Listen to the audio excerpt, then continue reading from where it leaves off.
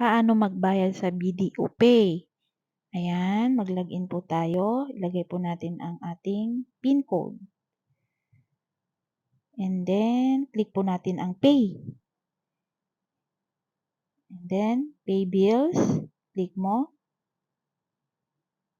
And then, itype po natin ang biller name, IMG. Ayan. Ilagay po natin ang subscribers number. Yan po yung policy number mo. Ayan, lagay mo po yung name mo. Yung policy number po guys, every 5 digit may dash po ha. Ayan po yung system. Then, magkano yung plan mo? 5882, kay 100 siya. Ayan, then, click pay. Ayan.